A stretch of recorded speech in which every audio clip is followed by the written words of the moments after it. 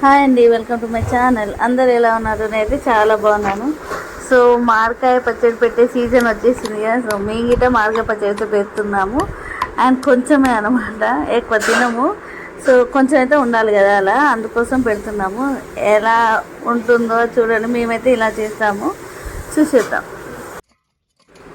మేమైతే మామిడికాయ పచ్చడి ఎలా చేసామంటే, మామిడికాయలని తీసుకొని ఇంకా వాటిని కడుక్కొని ఫ్రెష్గా నీట్గా తూర్చి ఆరబెట్టుకోవాలి. ఆరబెట్టుకున్నాక ముక్కల్ని కొట్టాక ముక్కల్ని గిట్ట ఒకసారి తూర్చుకోవాలి. ఎందుకంటే చాకుకు ఏమన్నా కొట్టే కింద వాటికి ఏమన్నా ఉన్న గిట్ట అంటుంది కాబట్టి.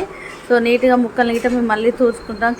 కాటన్ క్లాత్ తోటి తూర్చుకున్నాక అలా ఓన్లీ ఎల్లిపాయలు ముద్ద వేసి బాగా కలిపాక తర్వాత ఆవ పొడి, మెంతులు ఆవాలు కలిపిన పొడి వేసి కలుపుకుంటాము. కలిపాక కారం, ఉప్పు, సరిపోని ఉప్పు వేసి నూనెలో పోపు మాత్రం నేను చూపెట్టలేకపోయాను. అసలు యాక్చువల్గా వీడియో తీయలేదు, మర్చిపోయాను.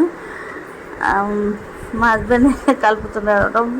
ఆయనకి ఎక్కువ ఇష్టం అనమాట మామిడికాయ పచ్చడి. సో తన కోసమే చేసేది. సో నేనే చేసుకుంటే చేసుకో అని చెప్పాను అనమాట. కలుపుతుండ్రు. ఇంకా నేనైతే పోపు ప్రిపేర్ చేశాను అప్పటిలోపు.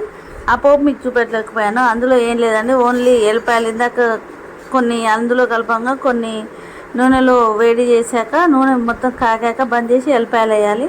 అవి ఎర్రగా అవుతాయి. నూనె చల్లారాక ఇలా కలుపుకోవాలి. నూనె చల్లాల్సిన అవసరం ఏం లేదు. నార్మల్గా కొంచెం చల్లాక, మరి వేడి మీద కలిపితే కారం నల్లగైంది కాబట్టి కొంచెం చల్లగాక కలుపుకోవాలి. సో కొంచెం వేడి తక్కువ అయిపోయాక కూల్గా అయినాక నూనె కలపాలి. పచ్చళ్ళ ఎమ్మటే కలిపేస్తే కారం పచ్చడి మొత్తం నల్లగా అయిపోద్ది. సో నేనైతే కలిపేశాను. నూనె గిట్ట చల్లగా అయింది.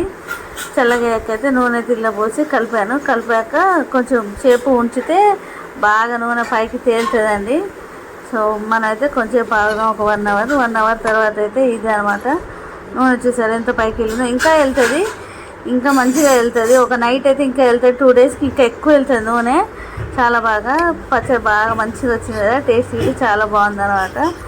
అండ్ పెట్టంగానే మా ఆయన అయితే పెట్టుకొని తిన్నాడు. అదైతే తీయలేకపోయాను. ఈ పచ్చడి ఎలా ఉందో చెప్పండి.